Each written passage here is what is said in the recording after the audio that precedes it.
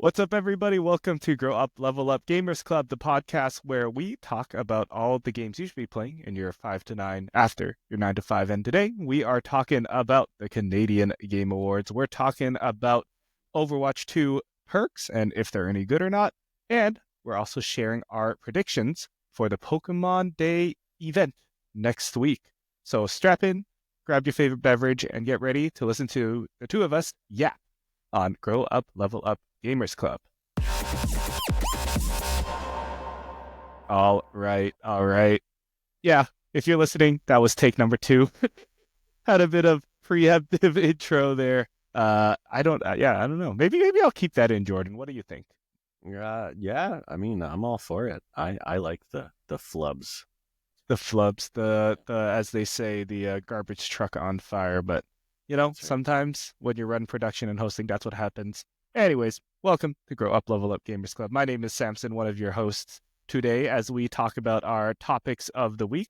On Grow Up, Level Up Gamers Club, we like to chat about the reviews, news, previews, topics, anything that catches our eye as two folks who work a 9 to 5 and play games in our 5 to 9. And the goal of this podcast, of course, is to give you those recommendations and what our thoughts are on all these things. This week, I am joined by, as always, Sir Dr. JM, aka Jordan. How's it going, boss? That's me. It's going well. Mm-hmm. Yeah, is it still snowing where you are, based in the I'm old north? I'm happy to say it's not snowing any longer. Today is officially the start of the big thaw. We've had Ooh. consistently like minus 30 weather, 30 degrees Celsius, of Oh, course, what? That's wild. for probably 2 or 3 weeks now. And today, when I dropped my kid off at school at about 8 a.m., it was minus 24, feels like minus 29.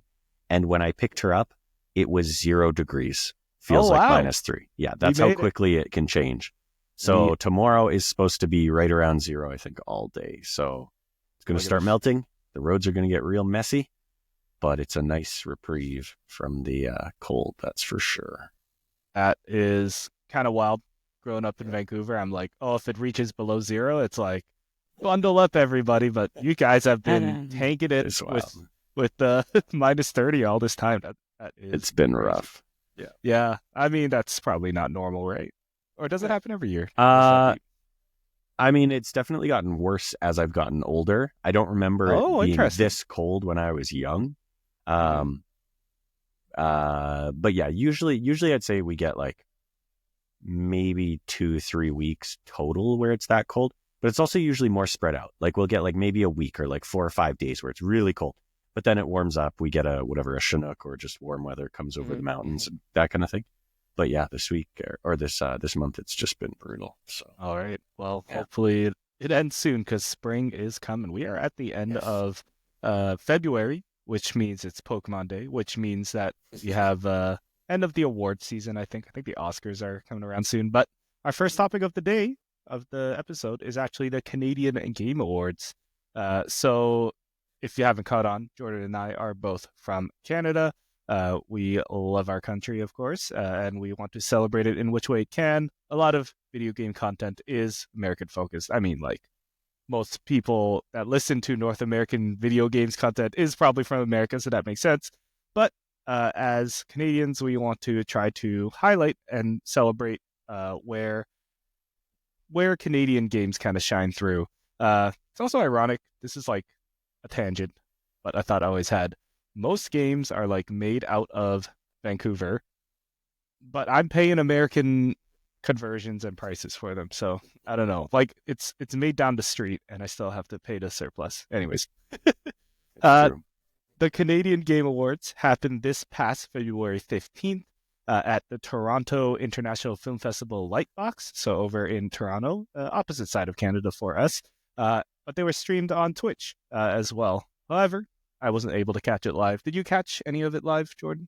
I did not. I totally missed or forgot. I think we had talked about it on the show, but just between all of the different awards shows and everything, I totally forgot it was happening. So Mm-hmm. Mm-hmm.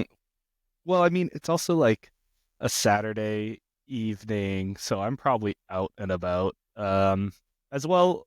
I think we talked about this offline, but I feel like they didn't advertise this very well. And Yeah, oh I yeah, go really, ahead. I was just gonna say, I really don't recall seeing anything about it until like maybe the day of, even when it was kind of, hey, we're getting ready for it, and it was like, whoa, okay, cool. Yep, yeah, and plus, like it's the day after or the same day as Dice, the other big Mhm. game awards where they invite all the developers. So I don't know who planned that, but that kind of splits not only the audience but also the attendees. So, but who knows? Maybe it's more of like a for the developers thing, anyways. But it did seem like a big show. There were like a couple of big names there. Naomi Kyle, who has been in games media for most of the time I've been following games media, formerly IGN. She hosted it. But the goal of this section of the show, we just kind of want to talk about a couple of the categories that we found interesting and the winners. Is there a category you have in mind, Jordan?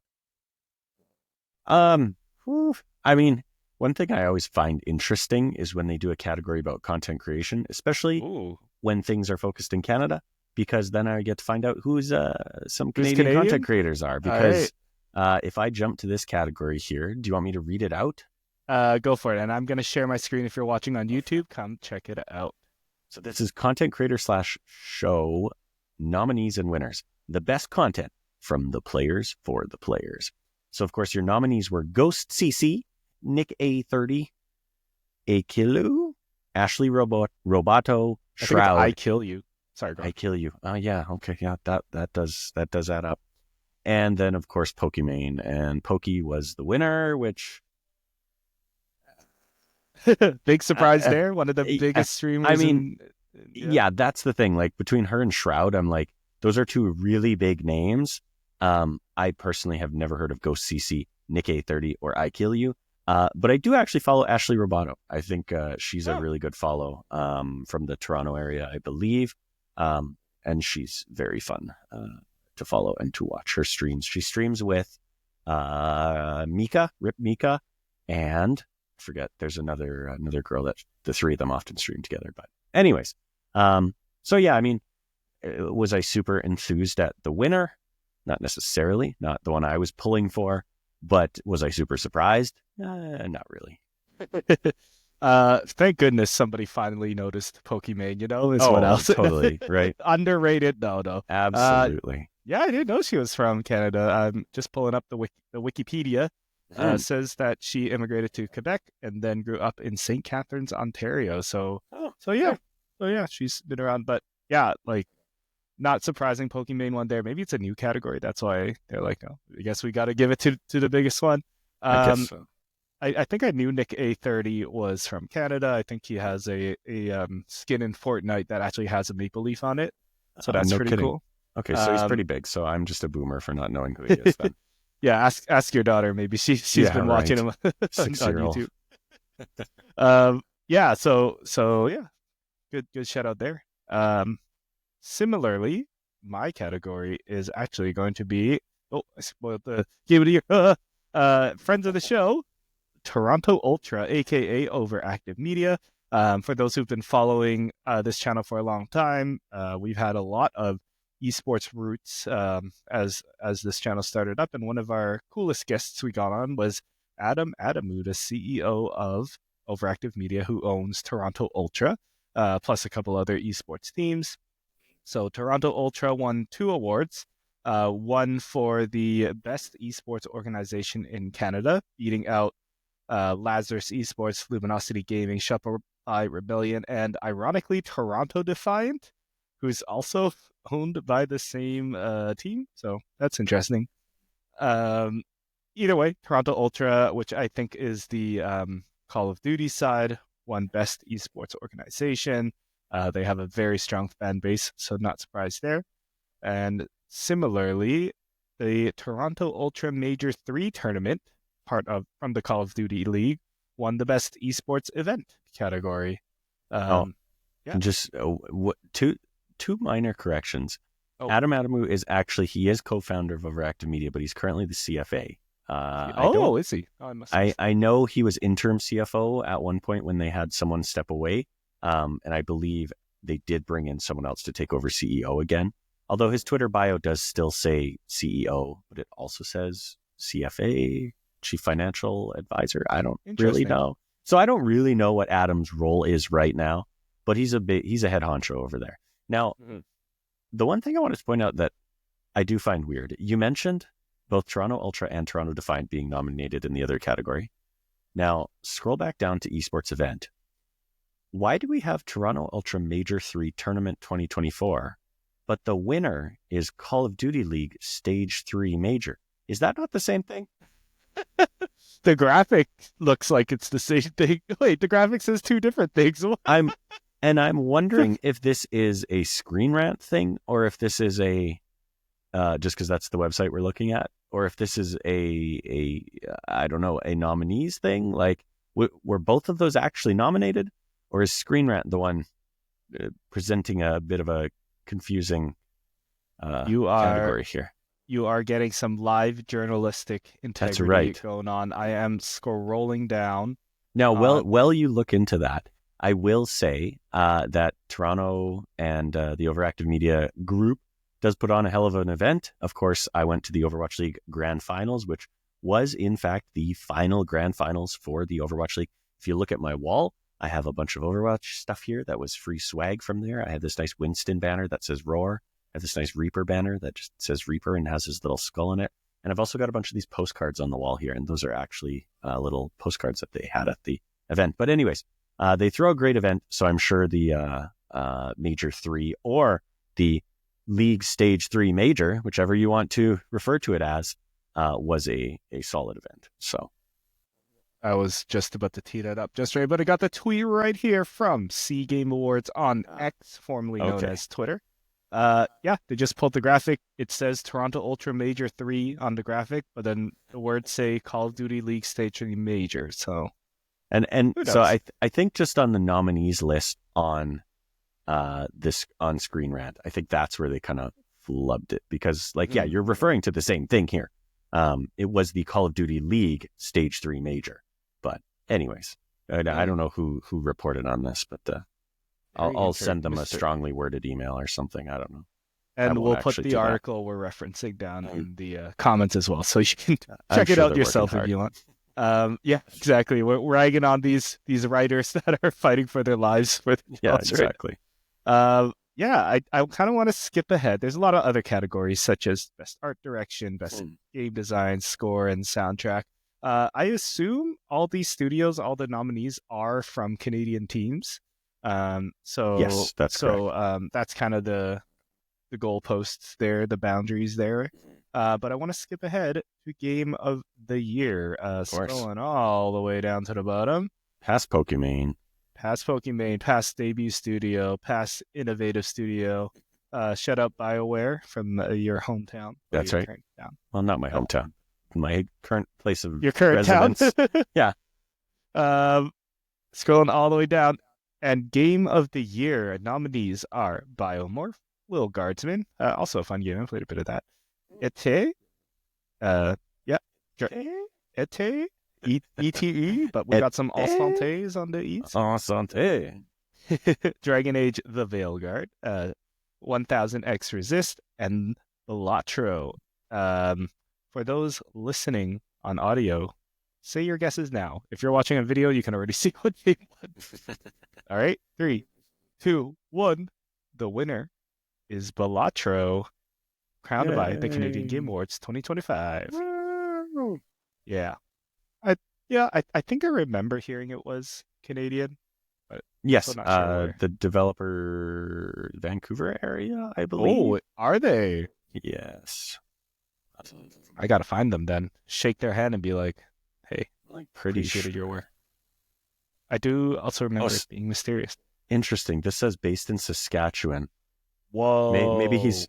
I know it's it's basically a solo dev, and perhaps he is from BC or something like that. Now lives in Saskatchewan, something like that. I don't recall exactly, but honestly, a good year for Canadian developers. I mean, 1,000 Times Resist definitely got its flowers in games media over the past few months as 2024 came to an end, and lots of people were playing it after hearing really good things. Dragon Age, obviously, I think a lot of people liked it. Some people didn't. I think some vocal people didn't. But overall, I think generally positive reception around that one. And then, yeah, I mean, what a story for Balatro, right? Definitely one of the breakouts of last year. Yeah, shout out to Balatro. I think about it daily. I don't play it daily, but Fair enough. it has been a very fun game to pass time. I'm waiting for the portrait mode on the phone that I can play with one hand, and then it's all over. Yes, absolutely. Once that happens. Yeah, congratulations, Balatro. Congratulations, Local Thumb. Loved learning that you were a Canadian. So shout out to Canada. And if you are in Saskatchewan, holy moly, you probably might could buy 10 mansions with the amount of money you made. Yeah, I was going to say, if you are a game developer in Saskatchewan, you might be the only one, actually. So, is that true? Like, are there? I am sure there are others. I'm sure, yeah. But... It was yeah. Well, a little bit of preview for a future episode. That was kind of supposed to be this week's episode, but then other topics came up, so we're putting on the shelf. But I really want to do a episode where we explore games from Canadian developers. I have a couple in mind already, a couple that I have tried out. Still collecting my thoughts on all of them. I have to do my homework, honestly. But I would love to do a game or a episode about games that were made in Canada, which is probably a lot of them, but maybe more indie developers, because there are a lot of indie developers in Canada for sure. I dib South of Midnight.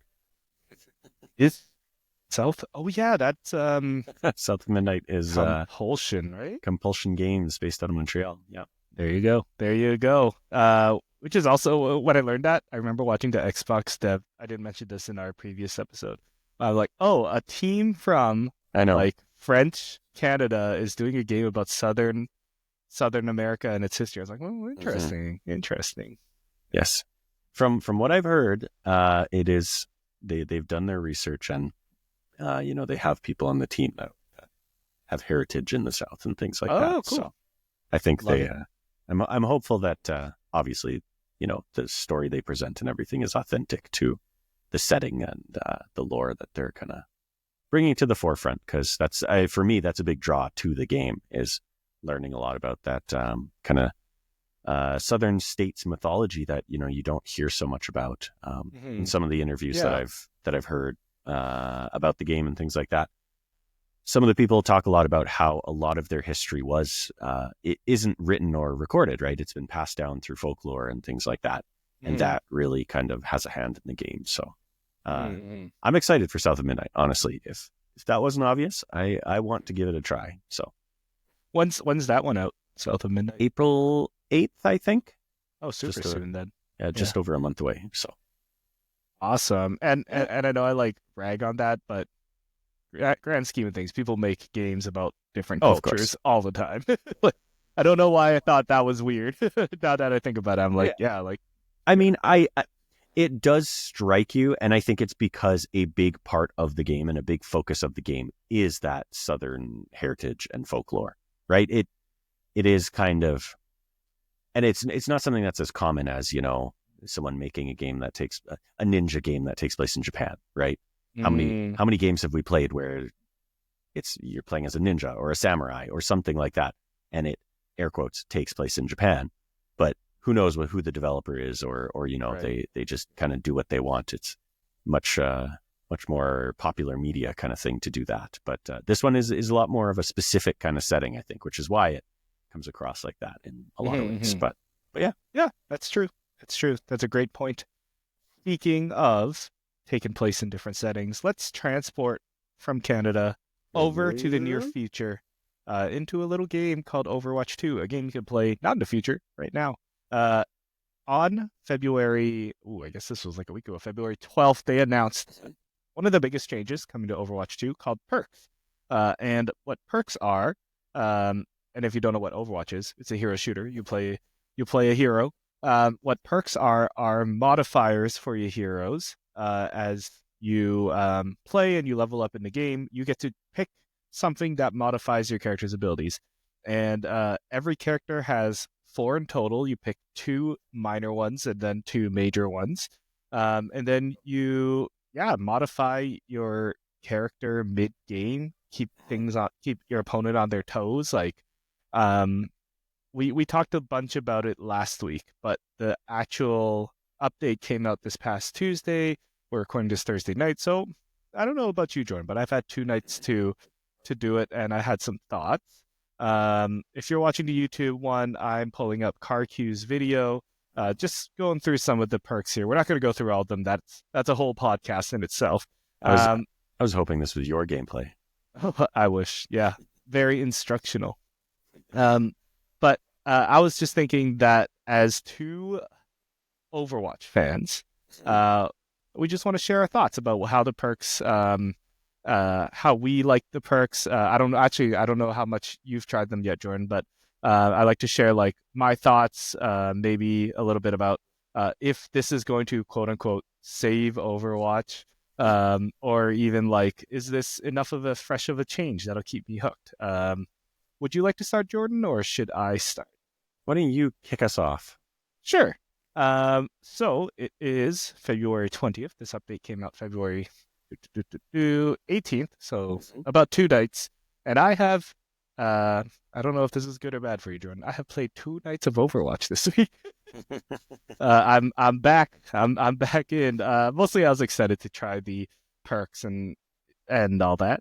Um, it just felt like I got a lot of new toys to play with, which is Okay. cool.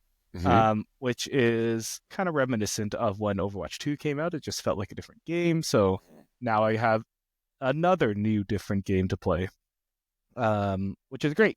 As someone who kind of fell off of Overwatch because it became samey every season, you just grind comp, new skins, and that's all you really do. It got kind of, I don't know if boring's the right word, but it got kind of dry. Like it felt like a grind. Like it felt like I had to really like it felt like work more or less. I was talking to Kire Autumn, another Twitch streamer and friend of mine, and she was asking like, "Hey, are you playing Rivals? You still playing Overwatch?" And I was like, "I don't know, actually, not in the mood to grind a game lately. I've been Yeah. trying a lot of other things."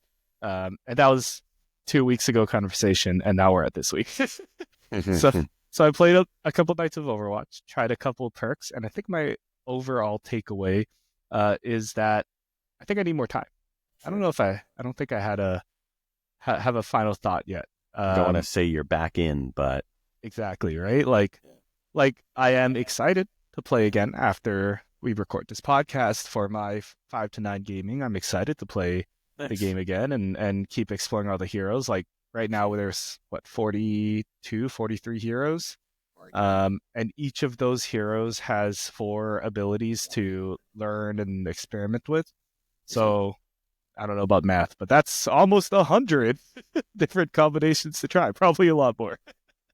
Um, yep. so almost 100. So I'm excited to try it and see what's new and um, kind of find like almost a new way to play the game.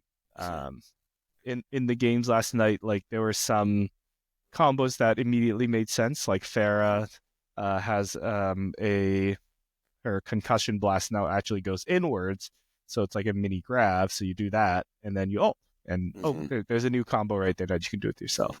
Still figuring out all the other ones. Anna's like self nano is super obvious, super fun. Helped us win a couple fights. Which in last week's episode I talked a lot about, or talked a little bit about like player agency, skill expression. These perks being a new way for that, and I honestly felt that right away. Like I was finding new ways to play characters. I was experimenting with new things. So that made the game really exciting to play again for the first time. And this is just kind of a little asterisk towards the big change next season, which is Stadium. But we will talk about that when that time comes. But overall, I think I have to play perks more to see how I really feel about it. But my initial first impressions are like, hey, this is pretty fun. I had a lot of fun. And I'm looking forward to playing more. What about you, Jordan? Yeah. It's funny for me because coming off of this past season, I had been grinding just to complete the battle pass because at the start of the season, I said, I do like the skins and the theme of this season. So usually that's kind of what decides if I get the battle pass or not. I think I talked about this last week, but I have a strict rule of if I get the battle pass, I will complete it. I will not let myself waste that either in-game currency, if that's what I bought it with, or the real money. Now, I do want to go on record in saying the only times I've spent money on Overwatch are one, when Overwatch 2 released, I bought the like Founders Pack thing. And then when they did do their PvE drop around season 6, maybe, I bought whatever pack they had at that point as well. And through doing that, I have not had the battle pass for every season, but I have had it for many of them, just from those seasons where I did pay. And then you do get credits throughout the battle pass and eventually earning enough and everything. So I had been grinding to complete the past battle pass. I did do that. And jumping back in, the first thing that I really appreciated about this big update, being, one of the first, arguably the first really big update that they've put out, was just a bit of a visual overhaul. And the interesting thing about this was I actually noticed some streamers didn't actually have the same UI in the menus and everything that I did. And I'm a little bit uncertain if you can go change it in the menu now or something like that. But just the colors of the background when you're in the menus, the actual tiles where you select quick play, competitive, things like that, they kind of deepened the colors of them. And it really stood out to me, actually. I was surprised at how dramatic it looked to me. But I was pleased with it. Now, the background basically went from sort of a blue-white to like a dark kind of slate color, dark grayish, blackish blue kind of thing. So that one was really obvious. But anyways, I really appreciated that. Just kind of a nice touch to freshen the game up. Now, jumping into perks specifically, biggest thing that I think is a detriment to the perks system is that I don't think it's obvious enough when you are perked up, when you're perky. When you're perking. Yeah, exactly. Like the, hey, you got a perk ready to Exactly. to upgrade here. Okay. The first match or so that I played, I was playing it and I was just kind of playing. It was like I had almost forgotten why I logged in, which was specifically to try out the perks. And then partway through the match, I kind of was like, oh, right. Like it was like I woke up and I had watched some streamers. So I knew over by your portrait in the bottom left, it shows you when you have a perk available. And I looked and sure enough, I was sitting on, my first perk was available. So I, popped it. Again, I will always applaud the Overwatch team for doing such a good job at making things work in terms of how they control just as well on console as they do on PC. It's a simple push of the up directional button to bring up your 2 perks, and it brings them up kind of right front and center in front of you. And it's on PlayStation, L1 or R1 to just pick whichever perk you want. So there's no using the thumbstick to drag a little pointer and click. Oh, yeah. None of that. It's just L1, R1. So you can super quickly up and then L1, R1. If you know what the perks are, then you're gold. It's done in, half a second kind of thing. So really great job on that. But yeah, just the fact that it's just this little indicator under your portrait to say perk available. And there's a balance, because one thing I hate about a game like Call of Duty is once upon a time in the days of Modern Warfare 2 and things like that, when you would get a kill, go on a kill streak, do something cool that got you like a banner or something like that, I really hated how obnoxious the game was, where it would pop up in the middle of the screen or just off center and it was really big and it'd be like, axe, throw, kill or whatever. And it was like, I don't need that. But I do apparently need more than just a little bar that fills up and then lights up in the bottom left, right? I do kind of wish there was another indicator somewhere more obvious to tell you, hey, perk is available. One easy way that I was clearly thinking about this, but one easy way I think they could do that is if you die, when you respawn in the spawn room, I think as long as you're in the spawn room, it should be more obvious. They could easily make it so that once you hit the spawn room, it just pops, it kind of zips up to more central on the screen to say perk available. Now, these are obviously growing pains of people don't know this system yet, myself included, obviously, right? As the game goes on, everyone's going to learn it. Everyone's going to get used to it. And if you don't pop your perks, you're an idiot, right? So is this going to matter a week from now? Does it matter even now, 2 days out? Probably not. But that was just a minor complaint I had. In terms of the actual perks, I was a little bit surprised at how much I didn't notice a dramatic change in the gameplay, although I did notice that it felt fresh. So I think I was almost expecting I don't know what I was expecting. Was I expecting like Farah's rockets to suddenly heal or something like that? No, I feel like my brain was like, this is going to be dramatic. And it wasn't. It was a little more subtle. Now, there were certain things that really did kind of stand out. Like you say, when you get, the opposite of concussive or blasted from Farah, you get pulled in instead. It was a little bit like, whoa, what's happening here? Like, it was reminiscent of Orisa's old ability where she threw out the orb and it sucked you in. There's other quite obvious ones like, one of Orisa's actually, where she gets her shield back and, throws it right in front of you, and this awful shield. And that was, gave me PTSD to I was gonna say, double shield like, metas and things like not that. Again. Yeah. Too soon. But then other things like Flying Sigma, hilarious, just absolutely hilarious to see. One of his level 3 perks is activate and hold double jump to briefly levitate upwards. And so you'd be playing, and then Sigma just kind of just start floating for away. no reason. And it was like, what is happening here? That's like, it was a little bit like, that's the best we could come up with. Zenyatta has a similar one where you can do a double jump and Zen just kind of floats midair. And I was a little bit like, some of these feel, I don't want to say half-baked. I was just thinking of that too. I almost want to say just not baked at all. Like, oh shoot, we got to do 2 for everybody. Exactly. 4 for everybody. And when it comes to Zen, like, I guess they were probably thinking, what's one of Zen's drawbacks? It's his line of sight, right? In order to maintain a healing orb or an orb of discord, you have to have line of sight. So I guess that's the idea, is now he can kind of get a little bit more of a vantage point, just give himself a tiny boost, not throw himself out in the open, but have himself be a little more visible so he can maintain that line of sight. Maybe that's the train of thought. I don't know. But anyways, like I say, some of them a little underbaked, or whatever term you want to use. Arguably, the coolest thing, though, is ones where I really felt like they layered things on top of each other.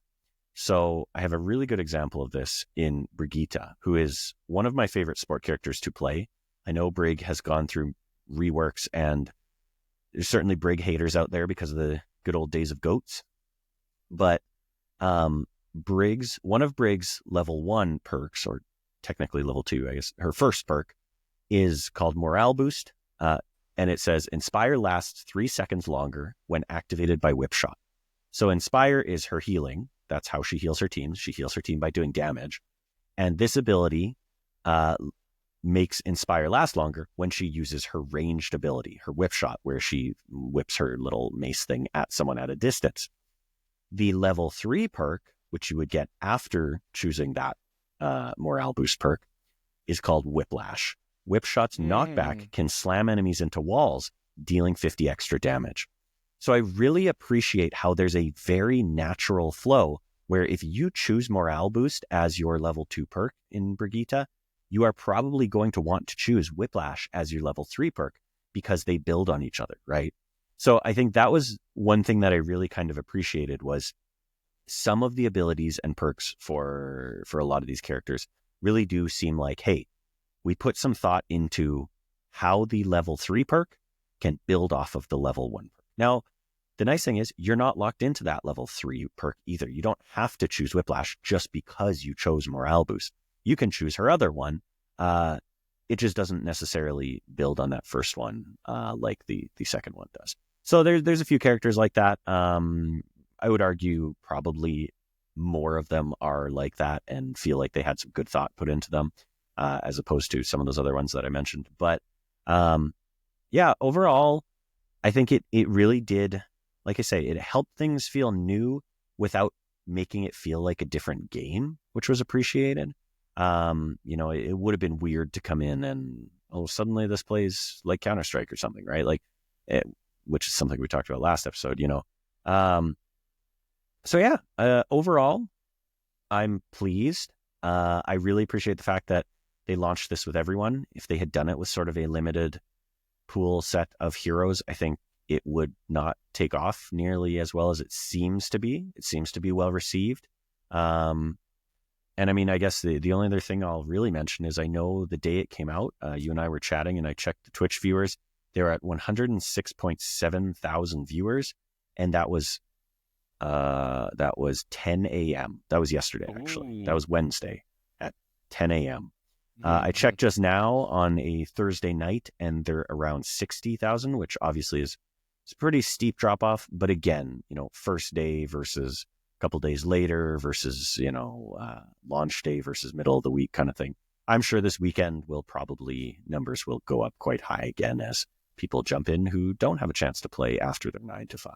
So, yeah, well, a couple really great points there. I really resonate with the one that you said, like it's not apparent enough that you have a perk to upgrade. Yeah. I think the first time I got a perk upgrade, the little sound where it says like left alt upgrade perk, it actually does the little chime. Oh, does it? Like a Okay. ding, ding, And like I very didn't even faint, notice that. Right. like from your left ear or your left speaker. So the first time I heard that, I was like, oh, is there something behind me? Like in game, I was like, oh, there's something behind me, and that's when I noticed that there's something there. But I also understand they don't want to do it like Call of Duty, where it's like, like you're in the middle of a fight, missiles going everywhere, people flying backwards, and then you suddenly get a giant banner that says like perk available, and you're like, I'm trying to get out of here, help. I remember like that, right? I remember being 16, 17 playing Modern Warfare 2 and just bashing my head against the screen like, I don't care. Why is this here? It's like, hey, you're leveling up. Exactly. in the middle of a kill. Yeah. Just show me that kind of stuff. Like, just give me a tiny notification or summary after the game, right? But anyways. Yeah. That's lots of really great points.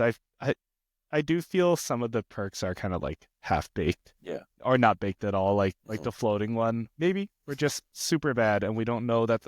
Like some pros Fair that they're enough. going to figure out, like they're going Yeah. to pick floating Zen, and then like you said, he's going to be able to reach angles he couldn't before, and he's headshotting everybody. Maybe it's something like that, but I also do feel like they left room for themselves to be like, maybe season 17, they're like, hey, we're changing the perks of these heroes. Like, I'm sure they actually, now that I think about it, they probably have like data of what perks people are choosing. What's the win rate from certain combos. So that'll be interesting to see. Absolutely. How they'll change all that in the future as well. Overwatch 2 perks. I wonder.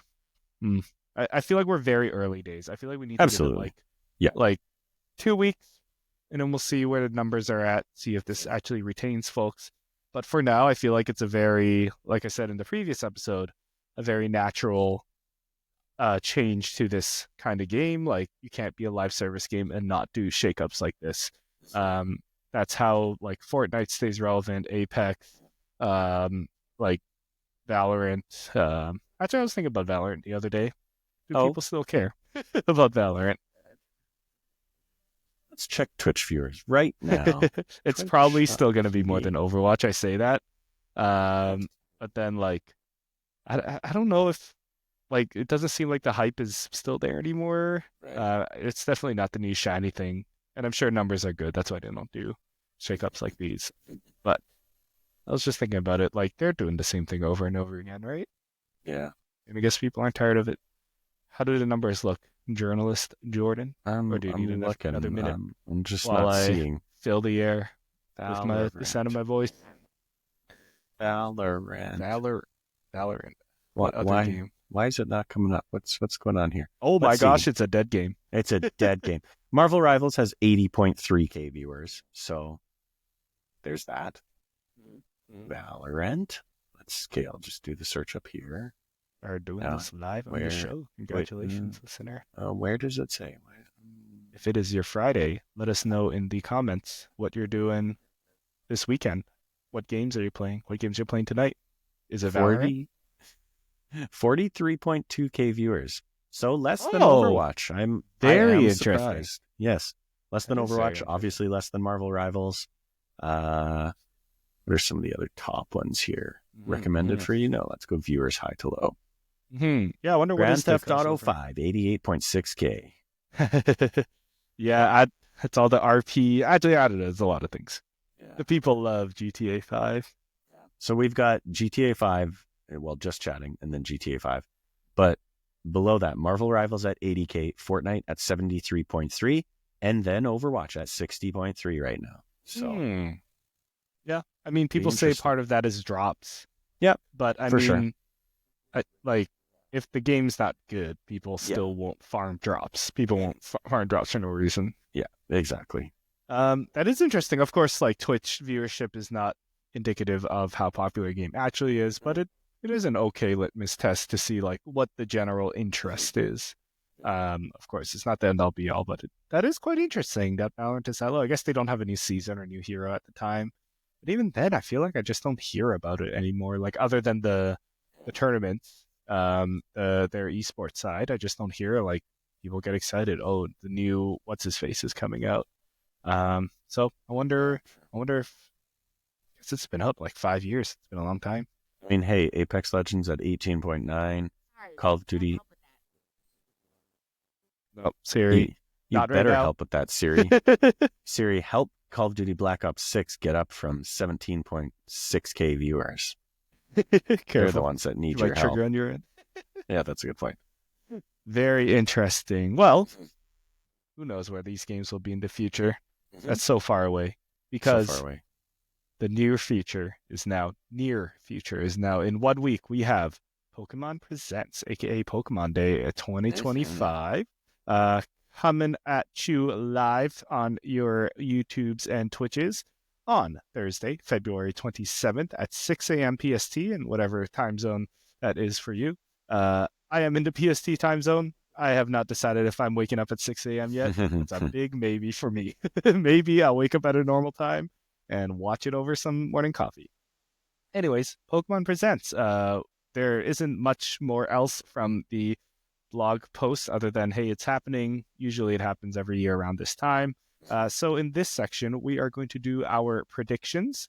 Maybe we could do our hopes, our guarantees will be there, and then maybe our wild card predictions, because there are a couple of rumors that have come out over the past 12 hours more or less since they posted this. I don't know if you've seen them, Jordan.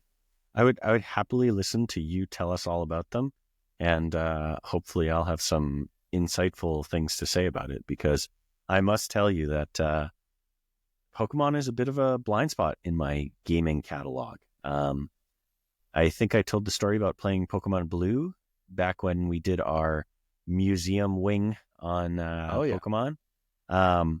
You'll have to go check out that episode if you don't know what I'm talking about. But yeah, I've never really, other than the apparently mobile entries, I've never really played a Pokemon game that much. Pogo and TCGP are really the two big ones that I'm a fan of. So, Well, I've played all the Pokemon games, and I think this is a good time to reveal that. Although when I bought Scarlet when it came out, played about an hour, didn't touch it again. I've actually been playing it now. Oh, leading up to Pokemon Day, more or less. I'm like, oh, okay, maybe there's something here. And I will say, we're tangenting again. I was a hater when it came out. I don't know if they did some optimization patches. It still runs like garbage, but there is a lot of quality of life stuff that previous Pokemon games don't have that do make the games pretty fun. That being said, we are expecting Pokemon Legends ZA or ZA if you're Canadian. Pokemon Legends ZA to be at this presentation. We are expecting updates to all the mobile stuff like Pokemon Go, TCG Pocket, Cafe Remix, Pokemon Sleep. Jordan, you were predicting Pokemon Sleep 2 Nightmare Edition or something. Yeah. Yep, that's right. So those are all expected. I want to bring up, and this is to get your prediction juices flowing, Jordan. A rumor that popped up today on 4chan, and then everybody picked it up. First of all, 4chan rumors probably never true. Okay, this rumor is probably not going to happen. But does it start with my uncle works at Nintendo? I got the screenshot here, but no, the source is just trust me, bro, which is Oh, okay. also which could be here or there. Yep, Um, yep. but basically, it is saying that at this presentation coming up, they are finally going to announce a quote unquote Pokemon Classics collection coming to Nintendo Oh, Switch Online, a digital version.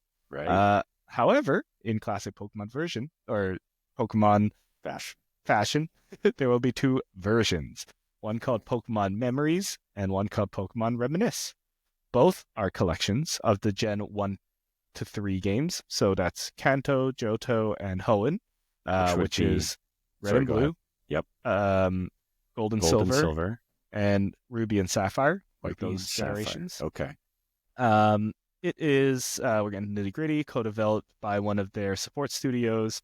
Um, and it will include, so Memories, one version will include Red, Gold, Ruby, and Fire Red, so the remake of the first generation. Okay. Reminisce will include Blue, Silver, Sapphire, and Leaf Green, so the other remake. And then the third versions, so Pokemon Yellow, Crystal, and Emerald, are standalone digital only, but will have like a download code in the physical. Let's get into the nitty gritty of this. Uh, but it's basically saying that the digital versions release same day, so next week on the 27th, with physical versions releasing on March 13th Physical versions. of Okay. of the Pokemon Classic games. Uh, so I think this rumor is coming out now because, well, it's Pokemon Day coming out, but the rumor of Gen 1 to 3 games, because technically you can play every. Actually, no, that's not true now that I think about it. You can play almost every generation on Switch. Uh, Maybe not the original versions, but you have the Brilliant uh, or Brilliant Diamond, Shining Pearl remakes. You have, yeah, Sword and Shield. Or maybe you can't play it all on Switch, but there is an easy way to get games like from those 3DS versions to Switch through Pokemon Home. The ones that you can't are those classic ones.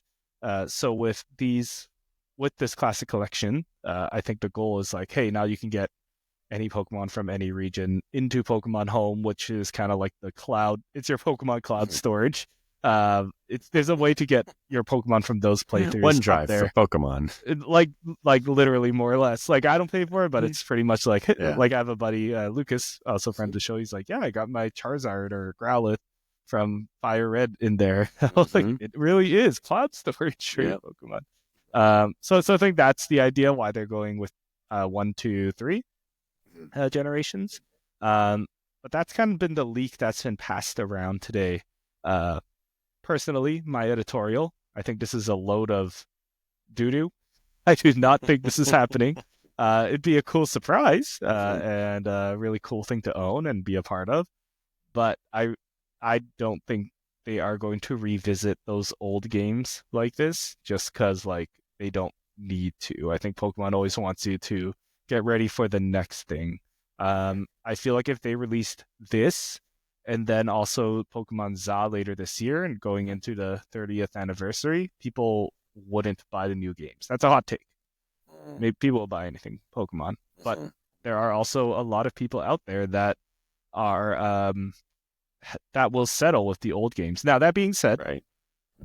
saying that I like there are people who own Switches and it's like, oh, I don't like the new ones. I want the old ones. And hey, I'll buy them again on Switch for full price. I guess so. Um, so there is a market for that, although I say that. But I don't know if they'll do this now, knowing that they have another game coming out that they also want to sell. Right.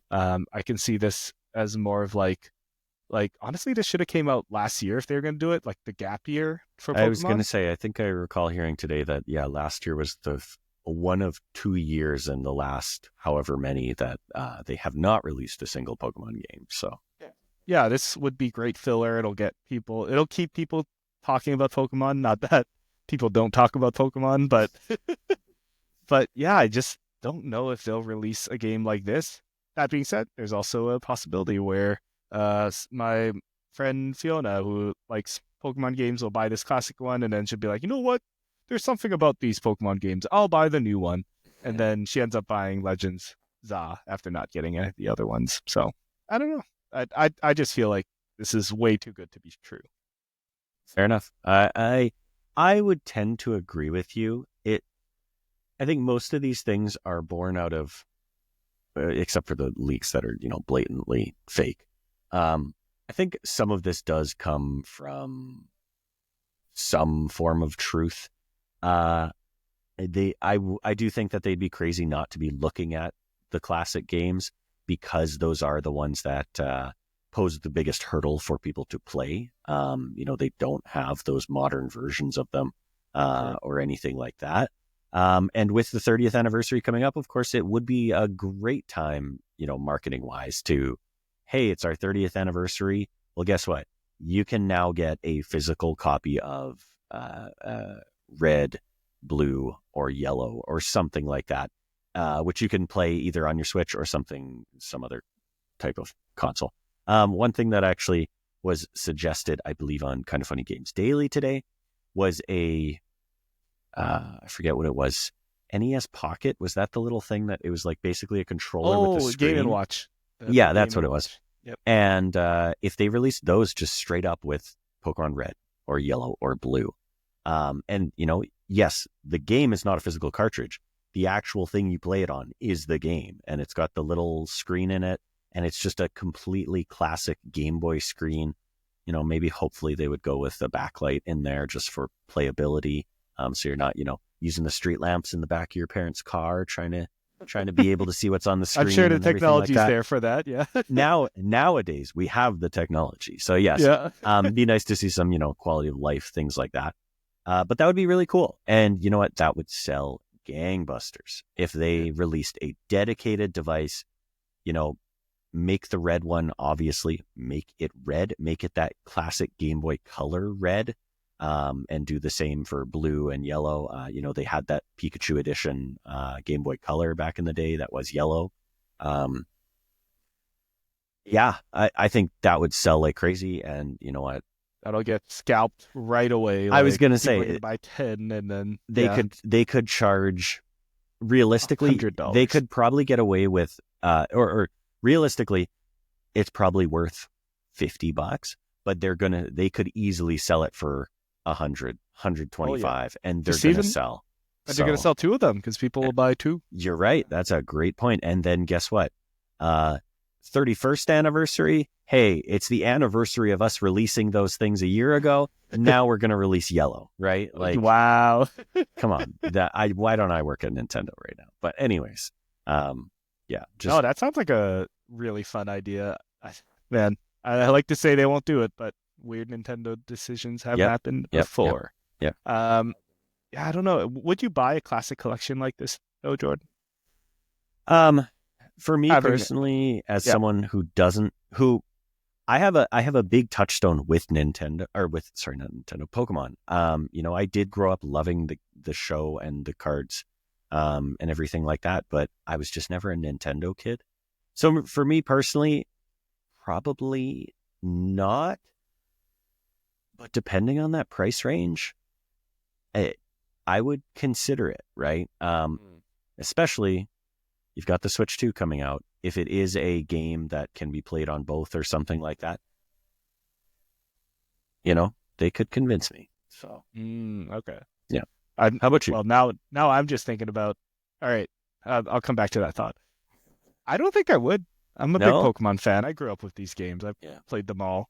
But They've part of just the reason, aged. yeah, right? Like part of the reason why I booted up Scarlet again because I got that Pokemon itch. So I got my old copy of Pokemon Black 2 and started playing that. But man, there's like friction with certain parts of the game, right? Like you have to go to a Pokemon Center and walk in, the screen goes black, the screen goes on, walk in, do the talk. Um, I forgot if this was the generation where they like kind of got rid of TMs. I think that came in later, but that was Mm, also a thing. There was no EXP share, which I know at the time right. when it came out, it was pretty controversial. But now I'm like, Now it's just I'm like, second I got nature. stuff to do. I'm like, I Yeah. can't grind this one guy in this zone over and over again, walking in circles.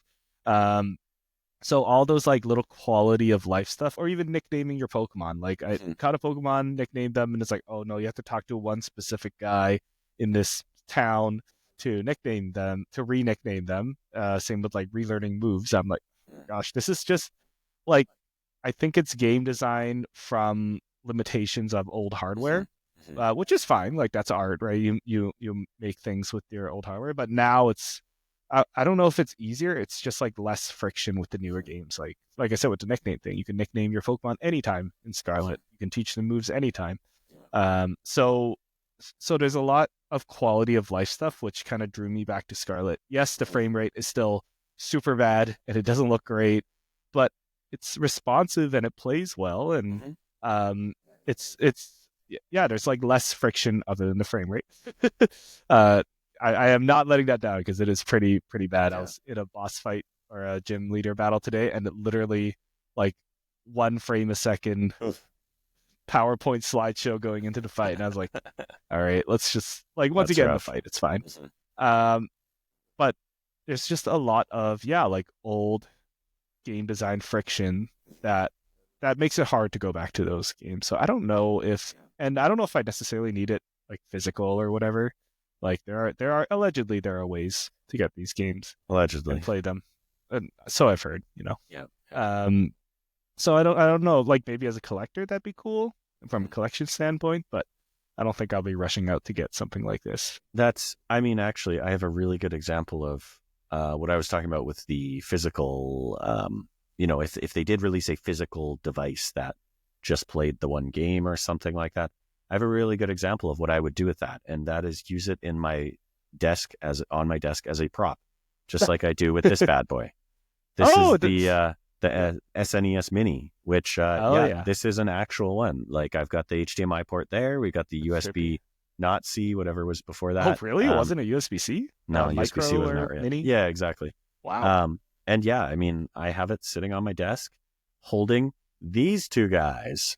My 30th anniversary edition Mario amiibos. 30th? Yeah, 30th. Wow. So anyways, that's what would happen with that physical thing if I did get one. So maybe that's good evidence that I don't need to get one. Hey, but for that though, I feel like I'd buy that just because it's cool. Yeah, totally. Any other predictions for next week, Jordan, off the top of your head? No, I mean, like I say, I'm not the Pokemon game guy. If I were to hope for anything, it would be that we get more announcements about Pokemon trading card game Pocket. I was just about to mention that. And I think they would be crazy not to mention it. I think they'll show off at least what the next pack is. I'm kind of hopeful for not necessarily a revamp, but more events. I hope they do more with battling and things like that. Like right now, we have obviously seen a pattern where it's, hey, new packs drop. You get an event for whatever it is, 5 wins, 25 wins, and then 45 wins. And then a little while later, you get an event for 5 consecutive wins in battles. And they've now done that 3 times. So I'm hopeful that they change up that system in some way. I don't know what they're going to do, but I would love to see just more reasons to be invested in battling again. Because every time they release those badges, like, I mean, yeah, I play them and yeah, I get the badges because I want the badges, but I want more. I want something new is what I want. I want ranked. I keep saying it. Oh man, I would love a ranked mode just to be like, I'm plat 1 or whatever. Yeah. But yeah, I've actually stopped grinding the badges because I'm just like, oh my gosh, I can't play Pikachu EX again. I'm not gonna lie. I was in my friends list last night just to check, who's a higher level these days, you or me? And it's me. I've passed you. So there you go. See, we don't need worry ranked. about it. We need don't worry ranked. about it. I'm like 1 level ahead of yours, something like that. But yeah. Anyways, yeah. Well, maybe I'll rip some packs tonight. Of course. I don't know. Well, let us know what you think about the Pokemon Presents next week. Do you think they are going to release a Classics collection, or is that just a load of, like I said, horse doo-doo? Obviously, they're going to talk about Pokemon ZA and all that as well. I'm hoping that game is also good. I'm keeping my mind open. Is it about pizza? Is that why it's called ZA? Do you find pizza in France? Because it takes place in France. Okay, maybe. Maybe they say is France known for their pizza? Parisian pizza. Right, right. Yeah, let us know what your predictions are. I would love to know. Leave it in the comments below or tweet at us however you want to find it. As I close out this episode, I want to quickly go into my Instagram here and see if anybody wrote in any predictions for this week's episode. So while I do that, Jordan, can you share maybe your team from Pokemon Blue? Oh my gosh. Well, so I talked about this on our museum curator episode. Uh, I had basically one night with Pokemon Blue on a friend's old Game Boy, and of course, you could only have one save file, so I wasn't able to save. And I have to admit, I don't remember any of my team, with the exception of my Nidoking. He was Aw. he was my go-to. He was my one true pair. Do people still say that even? So it feels like a term from 10 years ago, but I think it was more like Yeah, 3. But honestly, probably. anyways, I love Nidoking because of that. Any Pokemon thing that I am involved with, I make sure to have and use Nidoking. I have a Nidoking Nidoqueen deck in Trading Card Game Pocket. Aw. There you So go. There you not go. the best, Yeah. but Nidoking's my go-to. So Awesome. No, nobody wrote in their predictions. So maybe next time, fair enough. write them in. That's your homework. To be fair, I also put out that prompt a little late. So so that's on me. That's on me. But thank you so much for watching this week. If you liked what you heard and liked us yapping about video games, please subscribe or follow on our socials at Grow Up Level Up on YouTube, on Spotify, on podcasts, wherever you get them. Follow us along or share it with a buddy. We love the support and we love sharing the games about the games that you should be playing in your 5 to 9 after your 9 to 5. Or if you play Pokemon Pocket, whatever you want, apparently, because that's when you can grind those badges. That's right. Jordan, where can people find you?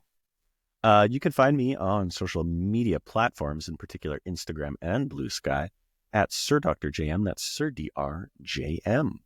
Very nice. And you can find me at Samson XP on all the socials. I'm actually trying to be a little more active on Blue Sky, so you can find me there at smsn.bluesky.social, as usual. And of course, at Grow Up Level Up on all the socials. Once again, subscribe, leave a comment if you liked what you heard. Jordan, what are your wise words to close out our show today? My wise words today, we're having take 2 here of Game Informer magazine's The PlayStation 4 issue. Of course, the beautiful full art cover of Infamous Second Son on here. This is issue 242. I couldn't find the date on it, but it's issue 242, shortly before the PS4's launch. And this week, I'm going to get you to respond in the comments by telling us what game this comes from. Now, Samson, we'll give you one guess. If you'd like to shout it out, if you're like pretty confident, then end the show before you say your guess. But if not, I'll let you have one guess. So here's your clue. Anyone who purchases this game receives both the PlayStation 3 and Vita versions. I think it's